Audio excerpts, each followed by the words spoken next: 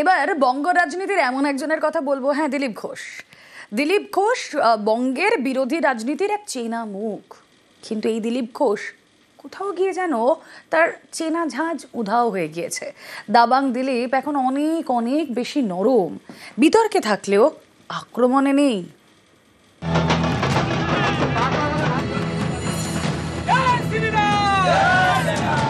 দিলীপ ঘোষ বঙ্গ বিজেপির দাবাং নেতা। লাঠি খেলেন, বাইক চালান, গদাও চালান, রাজনীতির ময়দানে সুর চড়ান। আমি খড়গপুরে দাঁড়িয়ে বলে দিচ্ছি, এই ধরনের বেয়াদবি করতে আসে কেউ যে পার্টির, তাকে বাড়ি থেকে টেনে নিয়ে রাস্তায় পিটবো, সে যত বড় নেতা। আর যদি টিএমসি মনে করে এই রাজনীতি খড়গপুরে শুরু করবে, কাল থেকে শুরু করছি, বাড়ি থেকে ঢুকে মারবো না, বাড়ি থেকে টেনে নিয়ে রাস্তায় মারবো। এই দিলীপ ঘোষ এখন যেন অন্যরকম। বিরোধী দলের নেতা হোক বা নিজের দলের, কাউকেই ছেড়ে কথা বলতেন না। সেই দিলীপ ঘোষের গলায় এখন নরম সুর।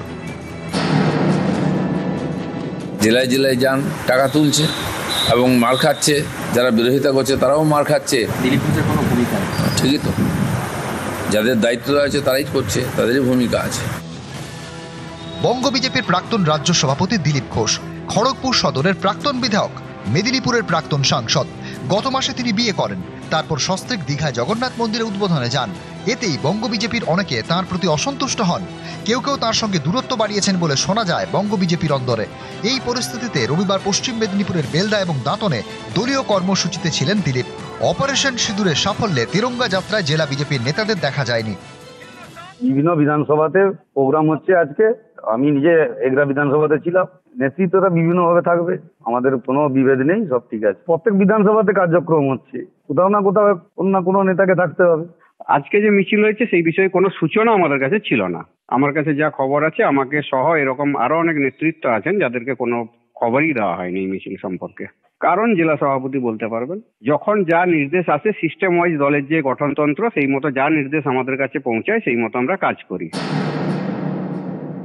জেলা সভাপতি এগরাই ছিল। আমি যতদূর জানি জেলার নেতাদেরকে জেলা থেকেই বলা হয়েছে, বিভিন্ন কাল 5 জায়গায় র্যালি ছিল, তারা গেছেন। যুক্তি রয়েছে, কিন্তু কোথাও যেন সেই জোর নেই, দিলীপ ঘোষের সেই মেজাজ নেই।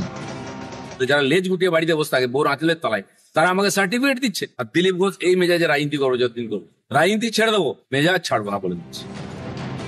গত মার্চে খড়গপুরে দেখা গিয়েছিল দিলীপ ঘোষের মেজাজ। খড়গপুরের মাঠপাড়ায় বিক্ষোভের মুখে পড়ে পাল্টা সুর চড়ান।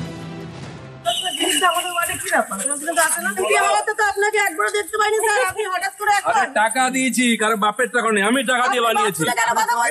তোমাকে বলেছি 14 পুরুষ তুলবো। এটাই তো চেনা দিলীপ ঘোষ, কিন্তু এখন সেই ঝাঁঝ নেই। গরম দিলীপ এখন যেন অনেকটাই নরম। খড়গপুর থেকে শঙ্কর রায়, নিউজ 18 বাংলা।